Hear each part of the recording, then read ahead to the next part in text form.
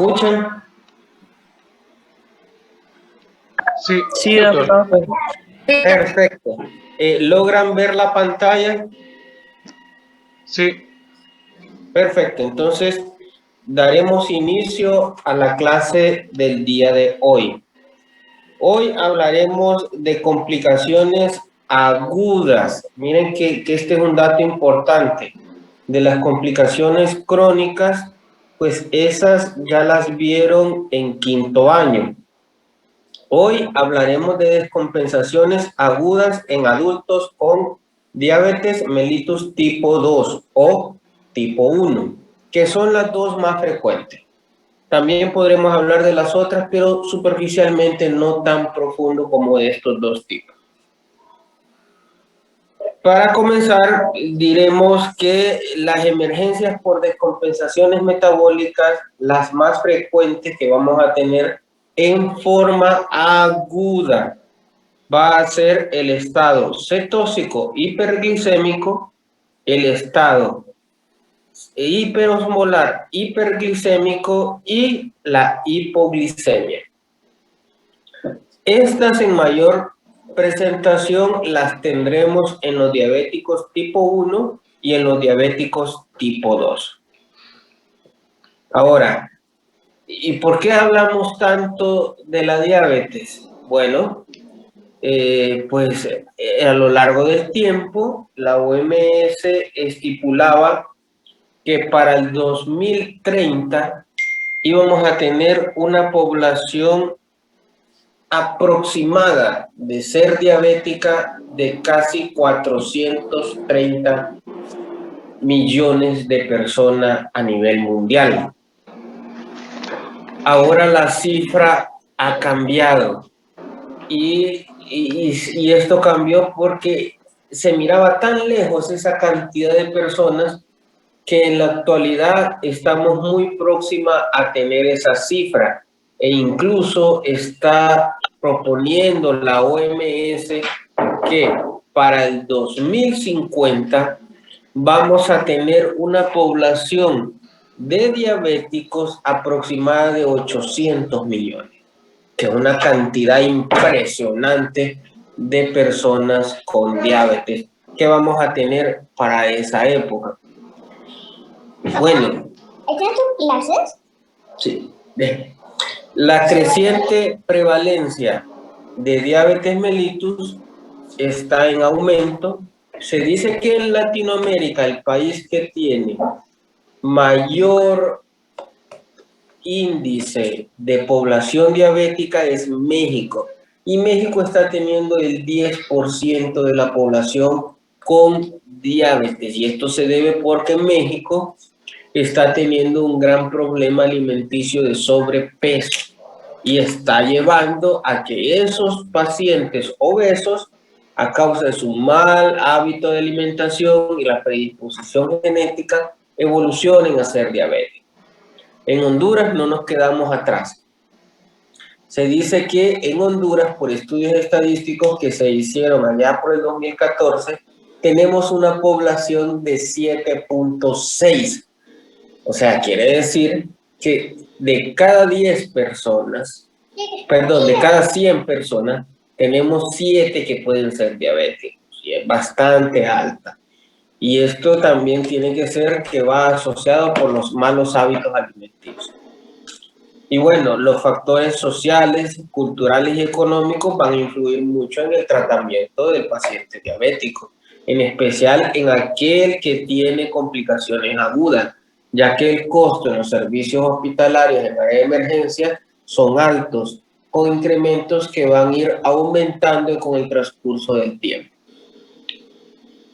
Otro problema que vamos a tener, en especial en países de tercer mundo como Honduras, es el acceso a medicamentos, y en especial medicamentos de buena calidad. Y otra es el mal uso del medicamento, ya sea por el paciente, dosis ineficiente, o de repente pues el estado del paciente en donde rechaza tratamiento, ya sea con insulina, por creencias de que esto se da en pacientes que están en la etapa terminal de la enfermedad, lo cual no es cierto. La mortalidad, pues esto va a depender, si ustedes logran ver ahí en la diapositiva, de las comorbilidades que presente el paciente. Tiene mayor riesgo de muerte el estado hiperosmolar, y este se da porque se asocia con edades avanzadas, contrario a lo que sucede con la cetoacidosis diabética, que es más frecuente su presentación en diabéticos tipo 1. Ahora dirán ustedes, ¿se podrán presentar los dos tipos de complicaciones al mismo tiempo? Claro, sí se pueden presentar las dos complicaciones al mismo tiempo, y eso va a verse con factores sobreagregados que puedan precipitar al desarrollo de esta condición. Si se fijan, ahí les he puesto una fecha muy importante, 1921, que es el descubrimiento de la insulina. Existen datos donde ya se describían pacientes con sospecha de ser diabéticos desde hace más de 2000 años. Por lo tanto, este padecimiento no es nuevo. Hasta en Egipto existen papiros donde se enviaban a personas que estaban enfermas a hacer micción fuera, y lo que observaban fuera es en el área externa, y lo que observaban con esta micción era la presencia de hormigas alrededor del área donde el paciente miccionó. Si llegaban las hormigas a donde se encontraba la orina, se asociaba con mayor riesgo de muerte, y esto era porque era un paciente diabético. Ahora, si la orina no llegaban los insectos, las hormigas, se consideraba que era una diabetes insípida, que era aquel paciente que miccionaba frecuente, pero que no expulsaba glucosa por la orina. Entonces, antes de 1921, que en realidad en 1922 fue la fecha donde se utilizó por primera vez en humanos, en un niño de 14 años, se aplicó la insulina. En este niño de 14 años, su esperanza de vida aumentó a 8 años. Y según los escritos, él fallece de neumonía después de 8 años de haber iniciado el uso con la insulina, su tratamiento. Pueden ver que anteriormente, cuando no se utilizaba la insulina, el tratamiento era simplemente restringirle la dieta al paciente. Y este tipo de pacientes morían de inanición, desnutridos. Imagínense qué cruel ese tratamiento que llevaban las personas enfermas. Tenían la enfermedad y el tratamiento era peor que la enfermedad. Es como decirle a alguien, te regalo una pelota, pero no juegues con ella dándole patadas. Es cruel, muy cruel en esa época. Si se fijan ustedes, la medicina moderna no tiene mucho tiempo de evolución. Por lo tanto, van a ir surgiendo tratamientos que cada vez van a ir mejorando el tratamiento agudo de la diabetes y prevenir sus complicaciones crónicas. Ahora vamos a hablar de un poco de las características que vamos a encontrar en cada uno de los estadios de descompensación. Tenemos la cetoacidosis diabética, que puede ser un estado euglicémico. Miren acá qué interesante. O sea, podemos tener pacientes que tengan acidosis, que sean diabéticos, pero que el azúcar no va a estar tan alta. Y esto tiene reciente auge, después lo van a ver que en los libros de Harrison van a ir hablando de eso, porque es la tendencia actual en tratar de prevenir las complicaciones, tanto agudas como crónicas, en etapas tempranas y saberlo diferenciar. Entonces van viendo que se da en pacientes que tienen glicemias inferiores a 300 miligramos por decilitro. En ocasiones, como no se logra diagnosticar a tiempo, se dan tratamientos tardíos y diagnósticos tardíos. Existen diversos factores metabólicos, como la diabetes autoinmune, que se va a ver asociada en el desarrollo del estado cetósico euglicémico. Y recientemente se ha asociado a esta familia de fármacos, que es la SGLT2, contratransporte de sodio-glucosa 2, que lo que hace este tipo de fármacos es eliminar glucosa circulante por la vía urinaria. Este tipo de fármacos se ha asociado con este tipo de trastornos en presentación más frecuente en la actualidad. Otras causas desencadenantes, pues van a tener ese típico paciente que consume alcohol en el embarazo o de repente aquel que tenga hepatopatías crónicas. Si van viendo, aquí vamos a hablar un poco de la fisiopatología. Ven ustedes aquí que les he colocado en el mismo cuadro los dos trastornos que se van a asociar con la hiperglicemia, la cetoacidosis y el estado hiperosmolar.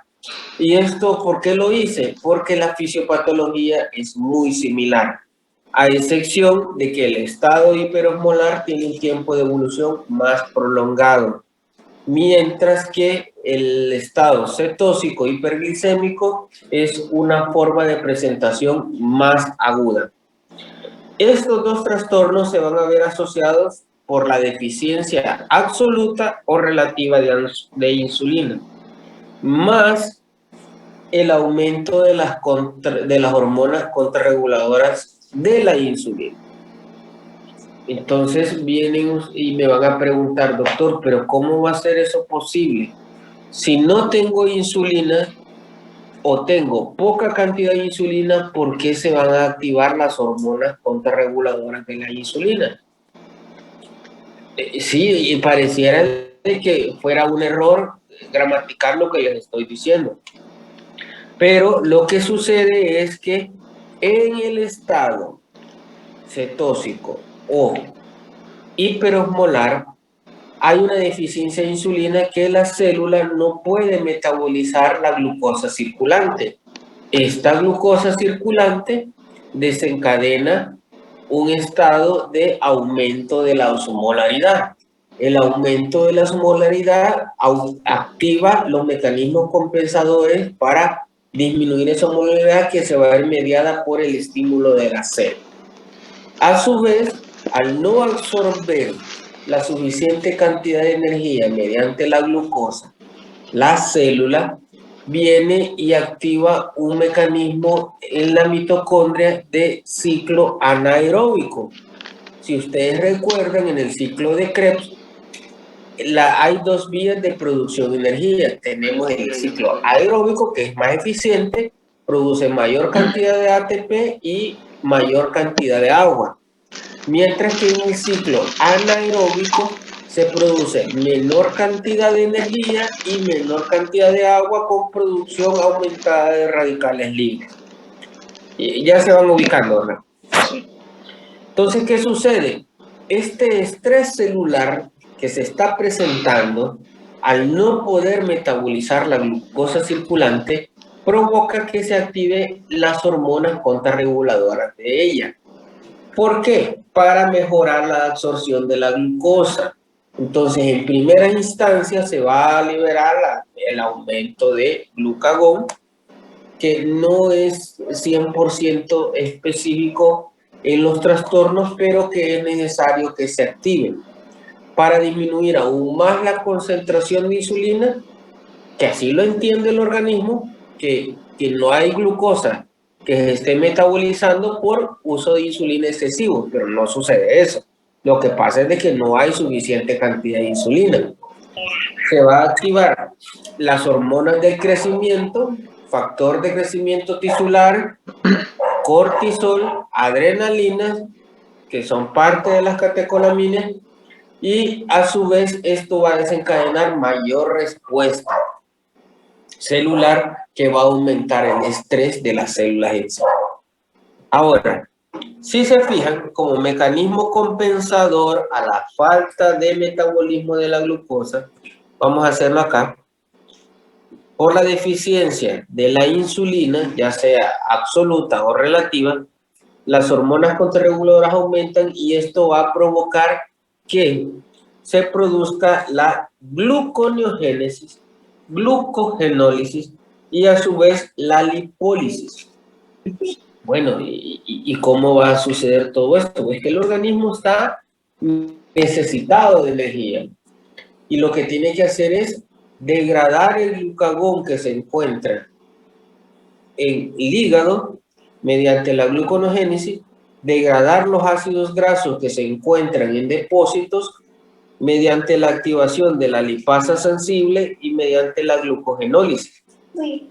Y esto a su vez aumenta aún más la hiperglicemia y a su vez va a aumentar la liberación de ácidos grasos libres.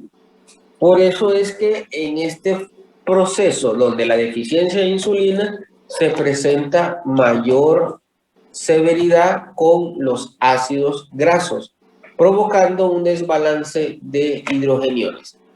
Y como manifestación clínica, la acidosis.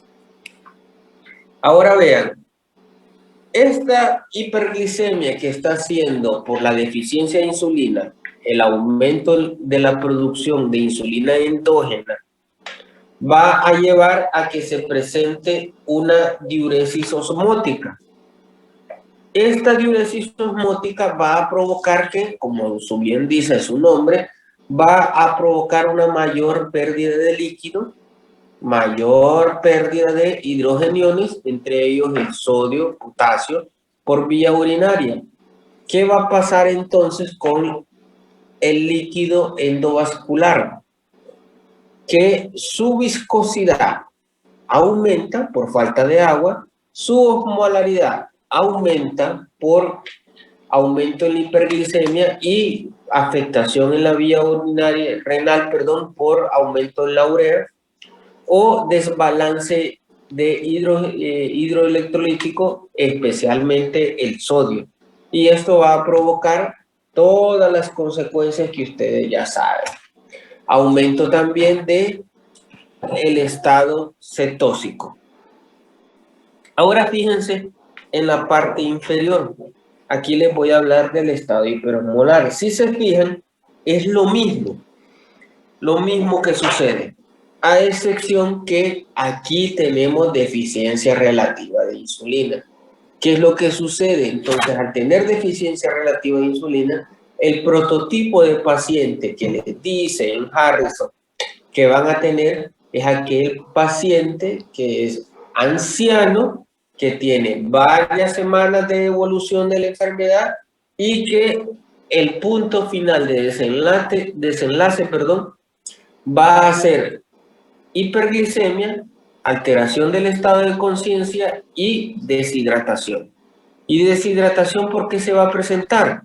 Porque en determinado momento las pérdidas de volumen van a ser mayores a la ingesta y por eso este paciente, su evolución va a ser más larval. ¿Cuánto tiempo puede ser? Pues puede ser de días, semanas e incluso meses de que esté presentando el periodo de compensación. Recuerden, al momento de hacer el diagnóstico de un paciente diabético tipo 2, se estipula que puede tener un periodo de 5 años previo donde presentó la descompensación. Por lo tanto, lo mismo puede suceder en un estado hiperosmolar. Si hay un factor desencadenante que lo precipite, su proceso se puede acelerar. Y eso es lo que miramos en algunas ocasiones en el área de emergencia, que este tipo de pacientes presentan infecciones, ya sean urinarias, respiratorias, y van a provocar el desencadenante donde se presenta, ya manifiesta la complicación.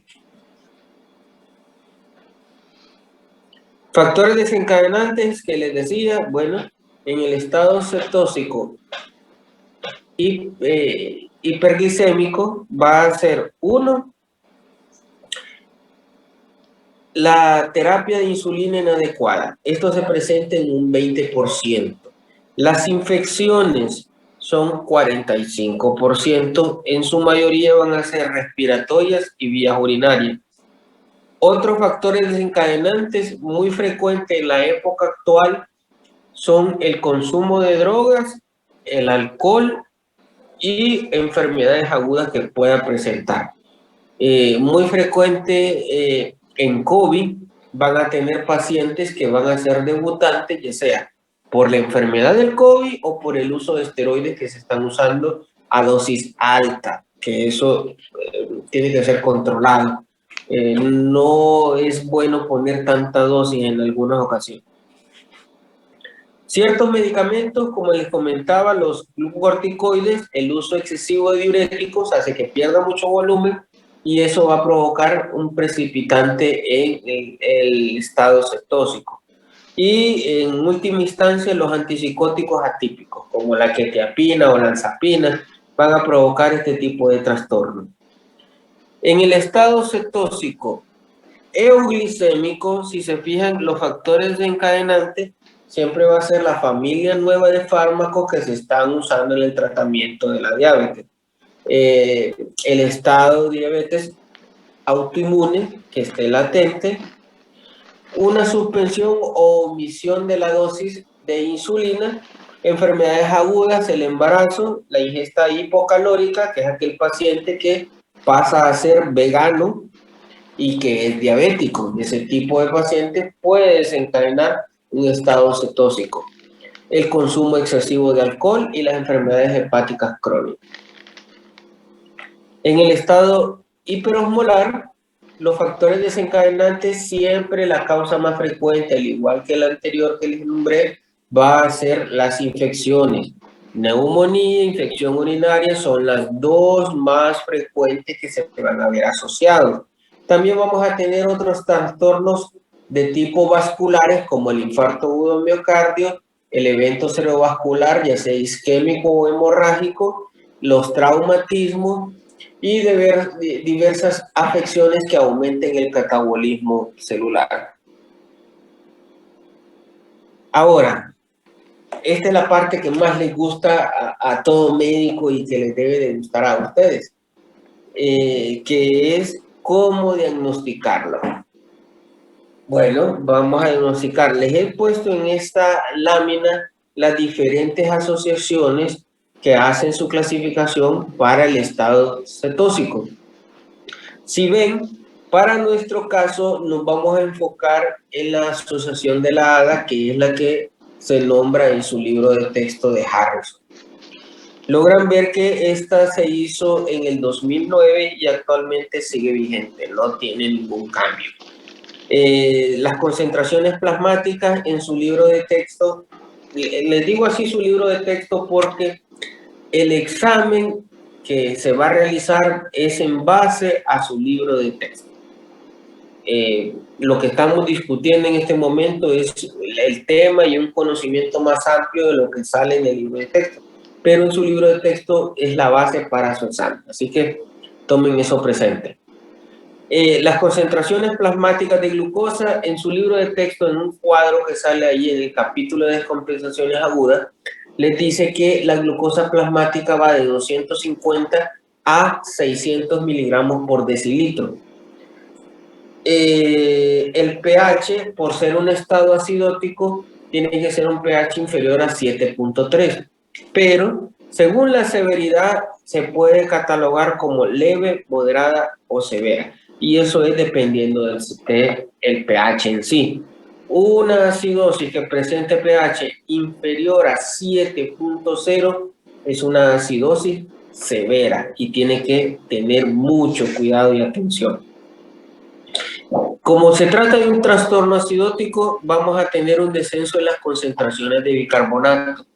Un bicarbonato inferior a 18 ya les orienta a un trastorno ácido-base, que sumado con el pH y la hiperglicemia les va orientando a la posible etiología. Ahora, si se fijan, aquí hay un dato interesante que les dice acetoacetato en orina y el beta-hidroxibutirinato. ¿Podemos tener acidosis metabólica de otra causa aparte de la hiperglicemia? Sí. Entonces, para poder diferenciar de los diferentes tipos de acidosis metabólica, vamos a tener que utilizar los ácidos que se liberan en el estado hiperglicémico. Los dos ácidos que se liberan en el estado hiperglicémico va a ser el acetoacetato, que es medible en orina y también en forma sérica, y tenemos el beta-hidroxibutirinato. Ahora, en nuestro medio creo que solo está disponible el acetoacetato. El beta-hidroxibutirinato no está disponible. Otra forma indirecta de poder hacer diagnóstico de estado cetósico es la producción de cetonas en orina. Y esto lo pueden diagnosticar con un simple examen de orina, de examen de orina con una tira reactiva, donde les va a ir orientando la cantidad probable de cetonas que se están liberando. No es específico, pero les puede orientar. Ahora, la brecha aniónica es el anión GAD. El anión GAD normalmente se saca de la fórmula que está escrita al lado izquierdo, donde dice sodio menos paréntesis cloro más bicarbonato. Este anión GAD en forma fisiológica tiene que ser de 8 a 12. Mayor de 12, el anión GAD está aumentado. Si está aumentado el anión GAD, les orienta aún más que la etiología se trate de hiperglicemia. En el estado hiperosmolar, ¿qué va a suceder? Igual fíjense que les puse dos clasificaciones para que vean que es un conocimiento amplio el que se está aplicando. Nos vamos a centrar siempre en la clasificación de la AGA. Dice que las concentraciones plasmáticas van a ser a 33.3 miliosmol. ¿Qué sucede? Un miliosmol por litro. En números más que puedan orientarlos a ustedes, les dicen el cuadro de Harrison, que puede ser de 600 a 1200 miligramos por decilitro de glucosa. Es una hiperglicemia severa. Y en el libro de texto, si lo leen en el capítulo, en uno de los párrafos les dice que se asocia con glucosas mayores de 1000. Igual, yo les diría que parámetro diagnóstico para un estado hiperosmolar es la glucosa mayor de 600. Las concentraciones de pH, pues como no es un estado de desequilibrio de ácido, no va a ser tanta acidosis, el pH puede ser superior a 7.3. Las concentraciones de bicarbonato van a ser mayores de 18, contrario a lo que sucede en el estado cetósico, recuerden. Estado cetósico, pH inferior a 7.3, en este no. Las concentraciones de acetoacetato en orinas, pues esto va a depender de la cantidad de cetonas que se produzcan. Recuerden que como no es tan específico la detección de cetona con tiras reactivas, estas se pueden presentar con el ayuno, ejercicio, enfermedades sistémicas. Es un poquito difícil, pero si se cuenta con acetoacetato en orina, se puede orientar mejor el diagnóstico. En forma común, como se trata de un estado hiperosmolar, no hay alteración del pH, no hay producción de cetonas.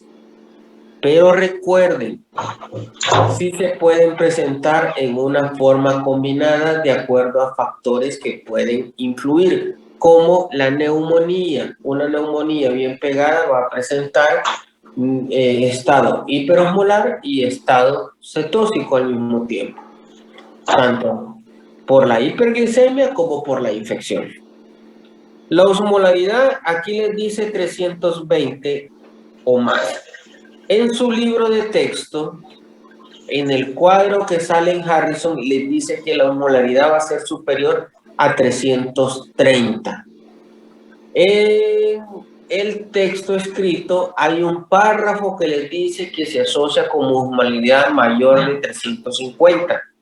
Yo les recomiendo que utilicen 330 como parámetro para poder valorar la osmolaridad aumentada, un estado hiperosmolar.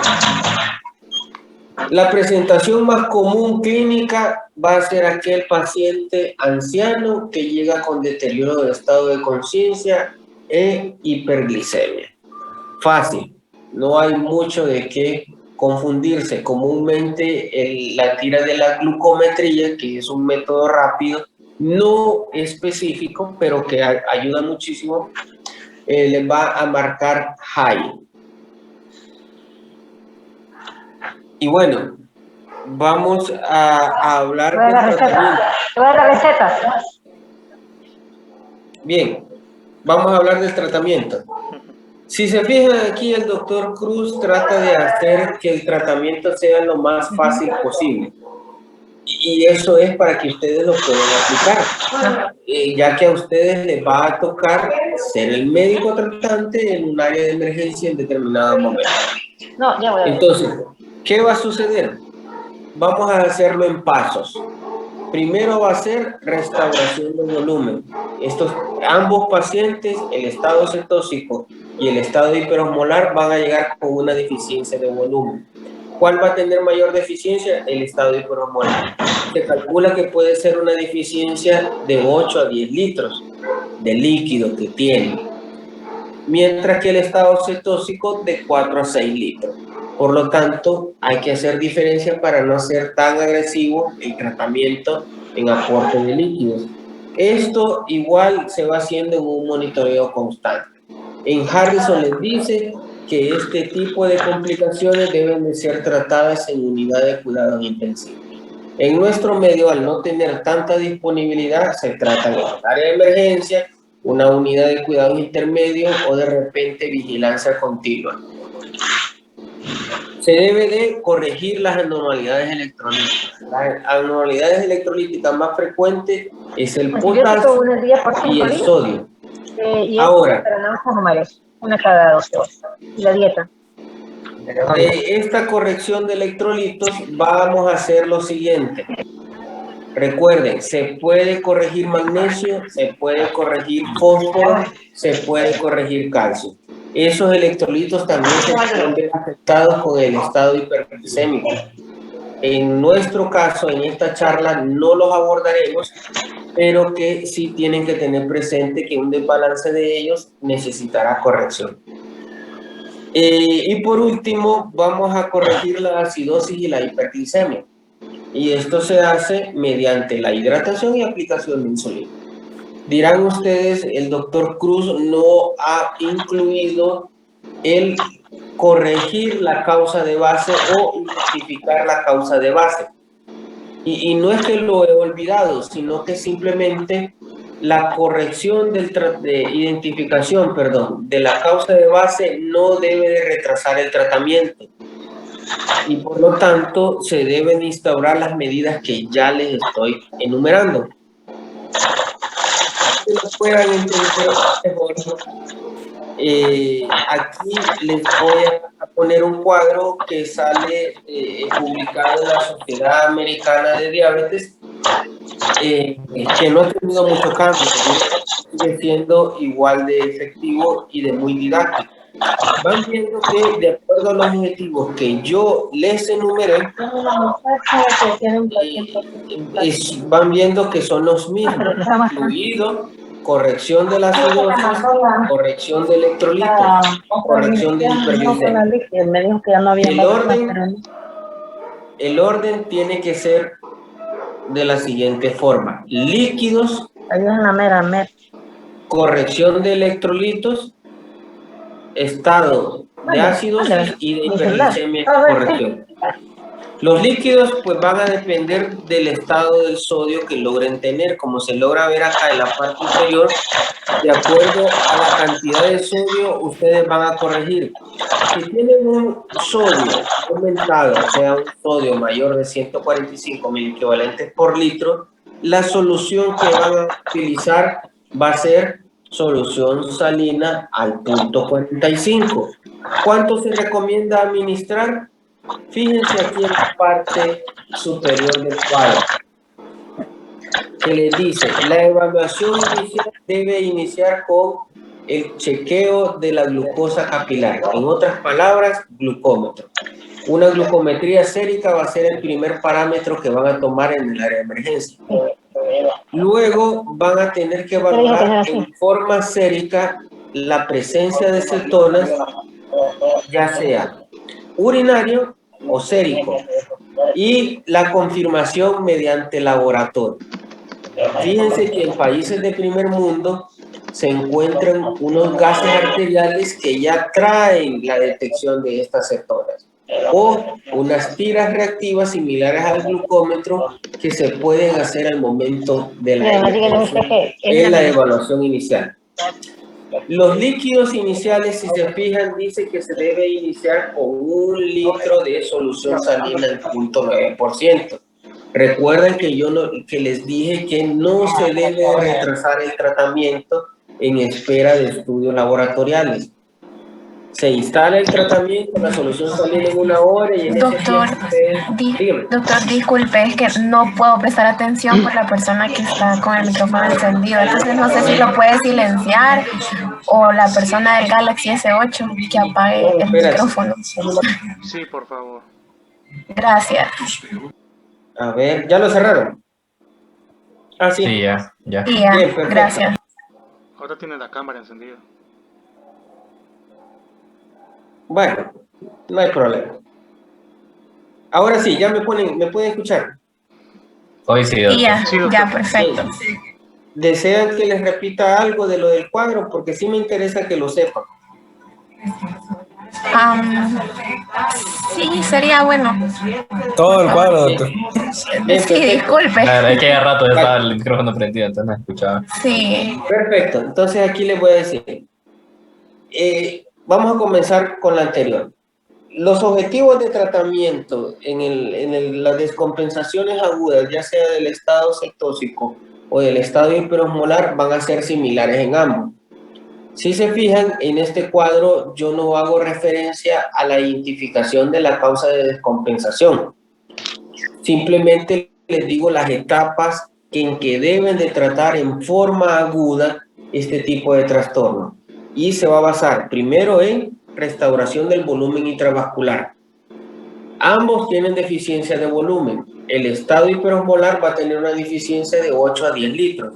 El estado cetósico va a tener de 4 a 6 litros.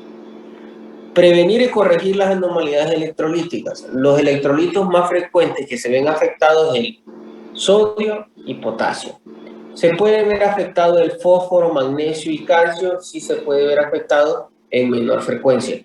¿Sí se pueden corregir? ¿Se deben de corregir? Claro que sí. Pero para fines prácticos no lo vamos a abordar en esta clase porque requiere un poquito más de tiempo.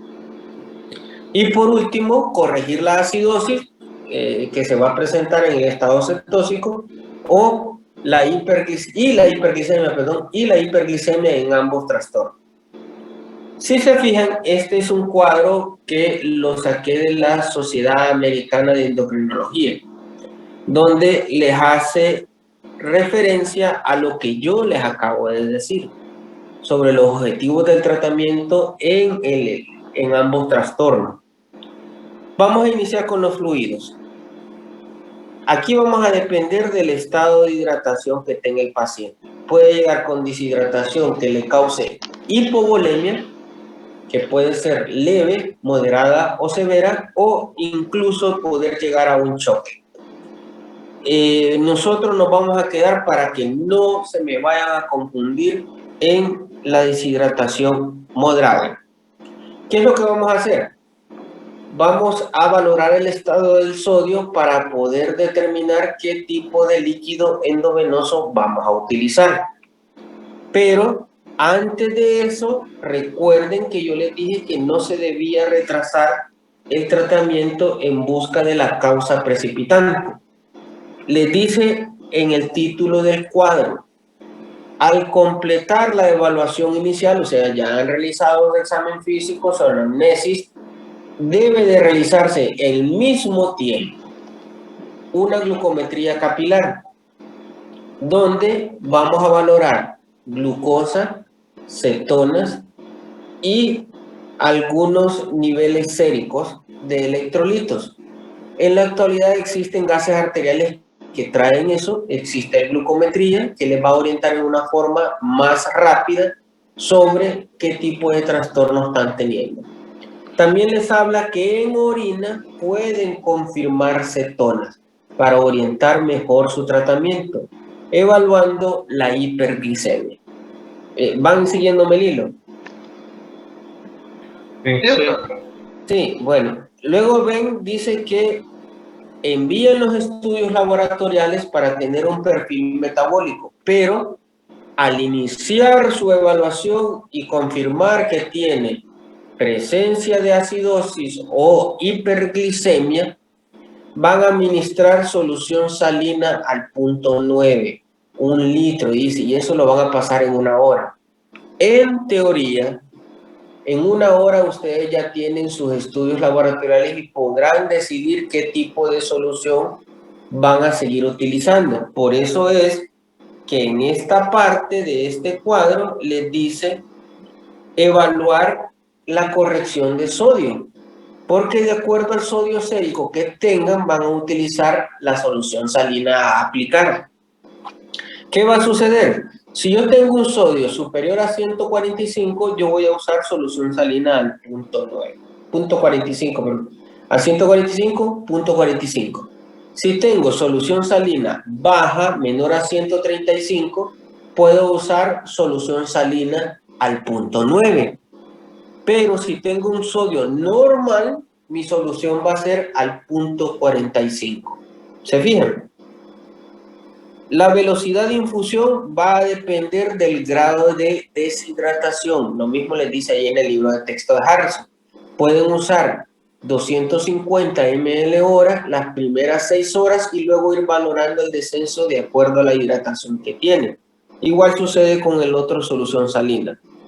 A medida va controlando la hiperglicemia, cuando ustedes tengan una glucosa sérica inferior a 200 en la cetoacidosis diabética o inferior a 300 en el estado hiperosmolar, se hace un cambio de líquidos de aporte simple a aporte con glucosa, que son los llamados suero mixto.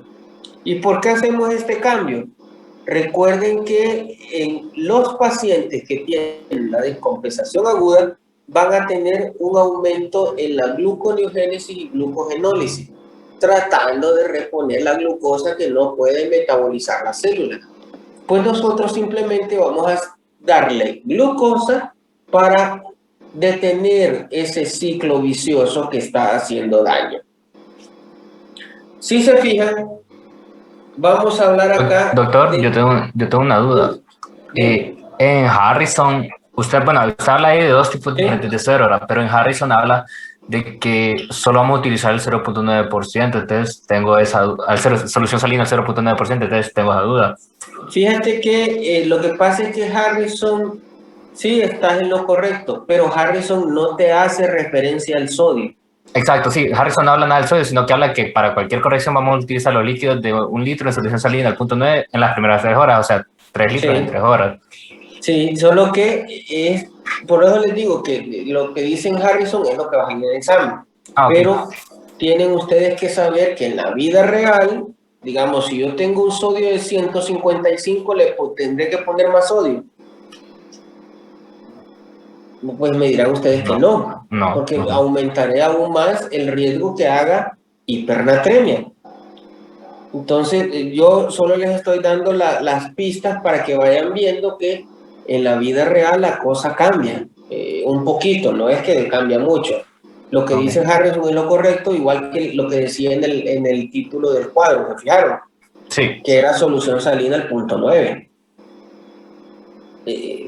¿Me van entendiendo? Sí, gracias, doctor. Sí, bueno, miren aquí en la corrección, luego sigue corregir el desequilibrio ácido-base.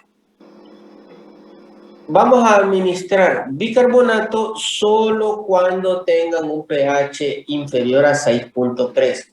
De lo contrario, con la administración de insulina o la administración de líquidos combinados, la acidosis se tiene que corregir sola, a menos que tengamos un factor desencadenante que precipite a que aumente, que no mejore ese tipo de trastorno acidótico.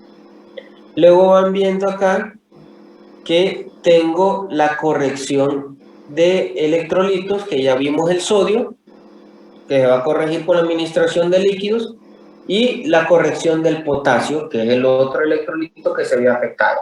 ¿Logran verlo? Tengo el potasio que es inferior a 3.3. En ese potasio no se recomienda la administración de insulina. ¿Por qué? Porque la administración de insulina provoca un trastorno de repolarización de la célula. Y esa repolarización de la célula lo que hace es que el potasio que se encuentra circulante extracelular lo introduce al espacio intracelular y puede desencadenarle mayor trastornos electrolíticos por causa de hipocalemia, que las manifestaciones más frecuentes son en el sistema cardiovascular. Van viendo que antes de poner insulina se debe de reponer de 20 a 30 mil equivalentes en una hora. ¿Cómo lo van a hacer? Pues se le aplican 2 ampollas que serían 40 mil equivalentes en 250 cc de solución salina para ir reponiendo potasio. Cuando ya más o menos tengo mi potasio repuesto, comienzo la administración de insulina para poder solventar la hiperglicemia. Si mi potasio se encuentra entre 3.3 y 5.2, lo que hago es tener una dosis de mantenimiento de potasio. ¿Por qué? Por lo de la insulina que va a causar, un trastorno en la repolarización. Y eso va a llevar a que pueda tener disminución del potasio sérico. Entonces, por eso se recomienda agregarle a los líquidos de mantenimiento potasio sérico. Luego van viendo que si tengo un potasio superior a 5.2, no administro nada y lo dejo así. Eso mismo sale en Harrison, solo que se los estoy explicando un poquito mejor. Y van viendo que la administración de insulina puede ir disminuyendo a medida vaya disminuyendo la glicemia. Cuando ya el paciente mejore su estado neurológico o la acidosis haya resuelto, y tolere la vía oral, podemos pasar a insulinas basales. Para inicio del tratamiento de la hiperglicemia, Harrison les dice que pueden usar 0.1 unidades por kilo dosis, que se puede dar en bolus o en infusión continua. Si no mejora, se aumenta la dosis a 0.15 y así sucesivamente hasta que la hiperglicemia se resuelva. Algo que no les dice Harrison es qué tanto esperan disminuir la glucosa. En realidad se espera que disminuya entre 75 y 100 miligramos por decilitro de glucosa en una hora para determinar que el tratamiento es efectivo. Cheque. Sí.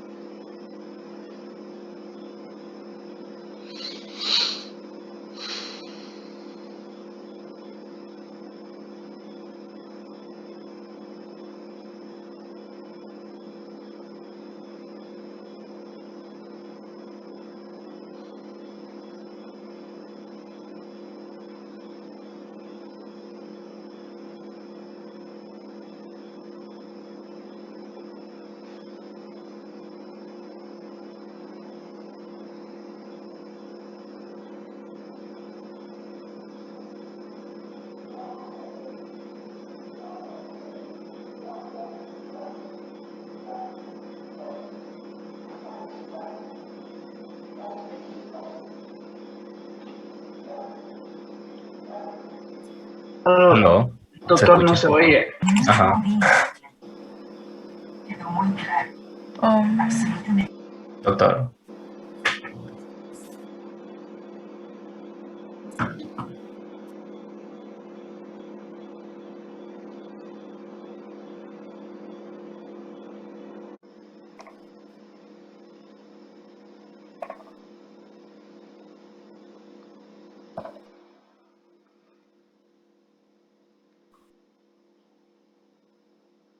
Aquí. Cheque, ¿logran ver la pantalla? Sí. Sí, perfecto. Algo es corta, no se preocupen. Para hablar de hipoglicemia, pues tenemos la triada de Whipple. Para poder definir hipoglicemia es la glucosa sérica menor de 70. Para tener la triada de Whipple es necesario que las tres se presenten en la hipoglicemia, que se caracteriza por síntomas consistentes con hipoglicemia, concentraciones plasmáticas inferiores a 70, pero este método debe ser un método exacto. ¿A qué se refiere con exacto? Es aquel que es confirmado por un método donde no tenga variaciones. La glucometría tiene muchas variaciones, por lo tanto no se considera un método exacto.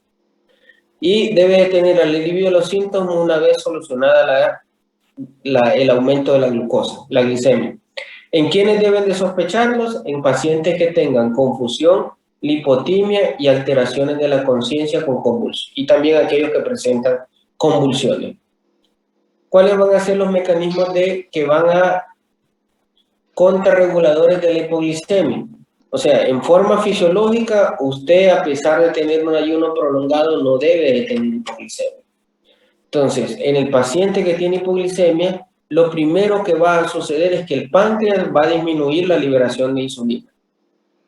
Luego, si la hipoglicemia no se resuelve, esta disminución de insulina la van a presentar cuando tenga una glucosa sérica inferior a 85. Si la glicemia continúa disminuyendo, se va a aumentar la liberación de glucagón. ¿Para qué? Para contrarregular la insulina, o sea que sus niveles de insulina disminuyen aún más. Entonces van viendo por qué les decía yo que sonaba raro que en el estado hiperglicémico las hormonas contrarreguladoras de insulina también se liberaban. Y aquí sí se liberan en una forma fisiopatológica. Ahora, el cerebro, mediante la liberación de una hormona llamada lecitina, va a estimular la sensación de hambre. Y a su vez va a ser liberada en la hipófisis la hormona del crecimiento y activar el cortisol en la glándula suprarrenal.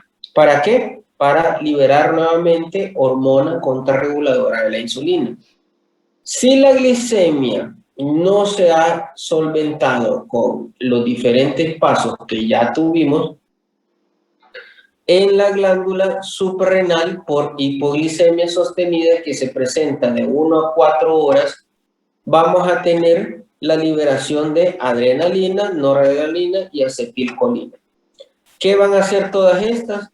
En vía hepática, aumentar la gluconeogénesis. ¿Para qué? Aumentar la producción de glucosa endógena. En el riñón va a tener una afectación donde va a tener, de acuerdo al valor de glucosa, retención o eliminación de la insulina. ¿Qué pasa entonces? Si tiene hipoglicemia, aumenta la eliminación de insulina. Ahora, en el músculo liso y en la grasa, se va a suceder un proceso de gluconeogénesis y glucogenólisis, que también va a provocar liberación de glucosa. Si todo esto fracasa, los síntomas van a comenzar a surgir. ¿Y cuándo surgen los síntomas? Cuando tenemos glucosas inferiores a 65. Vamos a tener los neuroglucopénicos y los neurogenólisis. La neurogenólisis es aquella que es mediada por el sistema autónomo y los neuroglucopénicos son aquellos que se van a afectar con glicemias inferiores a 55. Si logran ver en este cuadro, está resumido lo que yo les acabo de decir hace poco, que dependiendo del valor sérico de glucosa va a ser la respuesta que vamos a tener en forma sistémica. Ahí están los signos y síntomas que podemos presentar con los neurogénicos y los neuroglucopénicos, que son importantes que ustedes los logren diferenciar. Con los neurogénicos, estos se van a ver cuando tengan una glucosa inferior a 65, que son síntomas adrenérgicos, taquicardia, sudoración, palpitaciones, frialdad, frío, boca seca, palidez, hambre, diaporesis, pueden tener calambres, parestesia o un montón de síntomas a causa del bajón de azúcar por la hipoglicemia. Y los neuroglucopénicos son aquellos que ya se van a manifestar en el sistema nervioso central, glicemias inferiores a 55. Ahora, las funciones intelectuales se van a ver afectadas cuando tengan una glucosa inferior a 50. ¿Cuáles van a ser las causas? Las más frecuentes en el paciente diabético van a ser el uso de insulina, secretagogo, alcohol, enfermedades graves, la sepsis, el ayuno prolongado o inanición y las enfermedades crónicas como las enfermedades hepáticas, renales o cardíacas. El resto sí se pueden presentar, pero es menos frecuente. ¿Cuáles van a ser los factores de riesgo en desarrollar hipoglicemia en los pacientes diabéticos? Estos son pacientes que ya tienen tratamiento. Dosis excesivas de insulina, secretagogos o glinidas, menor consumo de glucosa exógena, son aquellos que mantienen un ayuno prolongado o que no toleran la vía oral y están usando su dosis de medicamento. Aumento en la utilización de la glucosa, eso lo van a ver muy frecuente en las personas que hacen ejercicio. También un aumento en la insensibilidad a la insulina, lo van a ver en pacientes que también hacen ejercicios. La disminución de la producción de glucosa endógena, lo van a ver en enfermedades crónicas debilitantes, en especial aquellos que tienen estados de desnutrición avanzado. Y la reducción en la eliminación de la insulina, pacientes con enfermedad renal crónica. Es muy común que van a encontrar a aquel paciente que es diabético, de repente usaba dosis altas de insulina, fue haciendo hipoglicemia, le quitaron la insulina y él afirma que se curó. No es cierto. Lo que sucedió es que tiene enfermedades crónicas que han avanzado, dentro de ellas la enfermedad renal crónica. Tratamiento en primera instancia va a depender del estado de conciencia. Pueden utilizar tabletas de glucosa de 20 gramos, si él lo tolera, con los controles posteriores de glicemia, soluciones glucosadas IV. En nuestro medio tenemos la dextrosa al 50%, vienen 50 ml en el frasco y si le aplican el 50% son 25. Por lo tanto, en cada frasco vienen 25 gramos de glucosa. ¿Se puede aplicar glucagón en adultos? Sí, en especial aquel típico paciente que tiene un aumento en la producción de insulina, ya sea por consumo de secretagogos como glibenclamida o tumores pancreáticos que van a ser productores de insulina. No es útil el glucagón en la hipoglicemia inducida por alcohol. Eso tienen que tener cuidado, ¿no? Aunque en Honduras no tenemos disponible, mucho cuidado en la administración en pacientes que tienen hipoglicemia inducida por alcohol. El optriótido es otro fármaco que se puede utilizar, en especial en el paciente aquel que utiliza secretagogo, típico paciente aquel que tiene un intento suicida y que se toma, digamos, 20 tabletas de glibenclamida. En ese paciente ustedes pueden utilizar optriótido más la administración de glucosa para revertir la hipoglicemia que puede estar presentando. Y bueno, aquí les dejo este pensamiento de Heráclito de Efesios, donde era un filósofo griego que tenía algo de razón en ese momento, donde para poder mejorarle la salud a las personas debían de dejar todo aquello que les hace daño. ¿Tienen alguna duda? No, doctor. Les pido perdón porque me falló el internet en un momento y quedamos cortados, pero era el resto de la exposición que faltaba poco. Doctor, una pregunta con, no sé qué tan relacionada, pero con lo famoso que se ha hecho últimamente, lo de las dietas así como un poquito extremas, como el ayuno, por ejemplo, estas personas pues hacen cetosis, ¿verdad? Y ¿hay alguna diferencia en la producción de estas cetonas con un paciente que, por ejemplo, tiene cetoacidosis diabética? Sí, sí, porque la cantidad en producción de cetonas es inferior, muy inferior. De hecho, no causan manifestación, a menos que el ayuno esté asociado con un proceso infeccioso, un proceso inflamatorio o, digamos, consumo de fármacos, como los antipsicóticos que vimos ahí que se pueden ver asociados, esteroides, o el uso de diuréticos. Podría causarte un aumento en la producción de cetonas. Ahora mira, los ayunos intermitentes sí pueden provocar disminución de peso, pero tú recuerda que el organismo es una máquina que está diseñada para adaptarse. Te puede funcionar los primeros semanas, digamos, pero después de eso, el mismo organismo se va a adaptar a que tú pases sin comer 18 horas.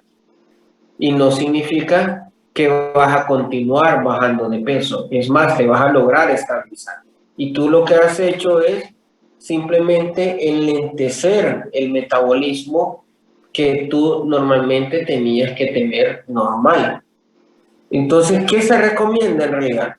Puedes hacer el ayuno intermitente, pero asociarlo con el ejercicio y mejorar tu calidad de dieta. Entonces me está diciendo, bueno, doctor, pero me está diciendo que haga lo que todo el mundo me recomienda que haga, sin necesidad del ayuno intermitente. Pues sí, en realidad, para poder bajar de peso, la dieta mágica es simplemente comer mejor y hacer mucho ejercicio. Evitar todos los alimentos y bebidas que sabes que te van a hacer daño y vas a bajar de peso. Gracias, doctor. ¿Otra duda de algo de lo que no hayan entendido?